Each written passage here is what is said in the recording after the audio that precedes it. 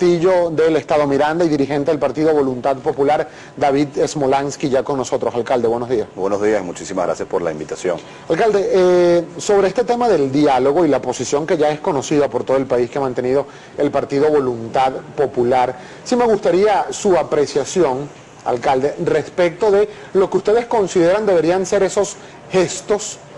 ¿Cuáles gestos esperan ustedes del gobierno nacional para decidir si se incorporan o no a la mesa de diálogo con el gobierno? Bueno, nosotros dimos a conocer nuestra posición el pasado domingo cuando inició ese encuentro entre algunos partidos de la unidad y el gobierno, que por cierto, también debo decir que yo creo que no todo el gobierno está representado en ese encuentro. ¿Quiénes faltan del gobierno allí?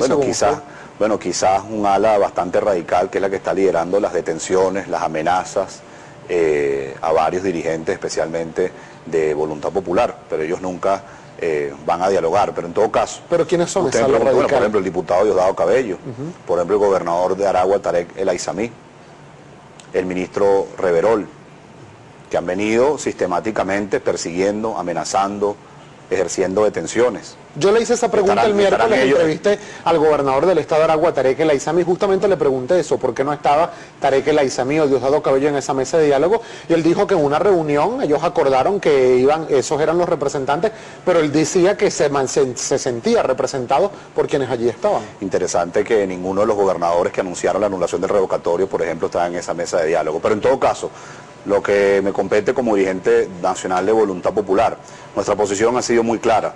Nosotros no vemos hoy las condiciones para dialogar porque sigue habiendo más de 100 presos políticos, porque al país desconoce hoy una ruta electoral después que se haya anulado el referéndum revocatorio, que nos enteramos por unos gobernadores, y en tercer lugar no ha habido ningún gesto por parte del gobierno de querer empezar a resolver la crisis humanitaria reflejada en la escasez de alimentos y medicamentos. Leí esta mañana, por ejemplo, algo que me parece aún más trágico entre la coyuntura que tenemos los venezolanos, que es que varios medicamentos se han vencido en el puerto de La Guaira, enviado por Cáritas, por cierto, administrado por la iglesia. Esas son, Gabriel y amigos que nos sintonizan a esta hora, las condiciones que ha puesto Voluntad Popular para poder tener un diálogo sincero, un diálogo franco, un diálogo abierto, un diálogo transparente, que se entere todo el país lo que allí se está conversando, y hasta ahora no hemos visto esos gestos de buena voluntad. Ahora, ¿fue un gesto o no? ¿Cómo lo interpretan ustedes la liberación de algunos de los denominados presos políticos que fueron liberados? Lo que pasa es que quedan más de 100.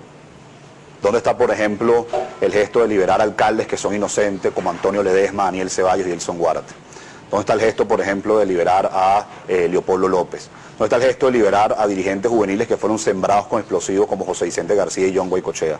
¿Dónde está el gesto, por ejemplo, de liberar a Gilberto Sojo, un dirigente popular de Caracas, o Rosmin Mantilla, un dirigente juvenil que hace unos días, por una orden de una juez, tenía que ser operado en una clínica, y el SEBIN arbitrariamente se lo llevó de la emergencia donde estaba siendo revisado? Así como muchos otros jóvenes estudiantes que están en algún calabozo de este país. Que por cierto ya ha mediado el propio defensor del pueblo, Tarek William. Exactamente. Entonces nosotros lo que vemos es, precisamente que se liberen decenas de jóvenes, decenas de estudiantes, dirigentes que están injustamente presos, que son inocentes, que simplemente por pensar distinto están en un calabozo de este país. Ahora, más allá de los presos políticos, que evidentemente es un tema que preocupa a la mayoría de los venezolanos, nos quitaron el derecho a elegir, Gabriel. Nos quitaron la oportunidad de sufragar. Si había alguna duda que este era un sistema arbitrario, porque algunos decían, no podemos llamar esto todavía un totalitarismo porque se puede ir a elecciones. Bueno, hoy en Venezuela no hay elecciones. Ahora, sobre el tema electoral, alcalde, han dicho, ayer lo decía Carlos Ocariz, uno de los representantes de la oposición en esa mesa de diálogo, que tienen unas propuestas claras: reactivar el referéndum revocatorio o hacer una convocatoria a elecciones generales en el primer trimestre del año 2017, es una fecha tope que pone. Y además aseguran que exigen que ese compromiso se dé antes del 11 de noviembre, si no, se levantarían de la mesa de diálogo. Vamos a escuchar, alcalde, lo invito para que me dé por favor su opinión, parte de lo que al respecto de esta declaración que dio Carlos Ocariz respondiera Jorge Rodríguez, uno de los representantes del gobierno nacional en esta mesa de diálogo, precisamente sobre el tema electoral. Escuchemos a Jorge Rodríguez. Que nosotros hablamos con la verdad y para que no se despierten falsas expectativas.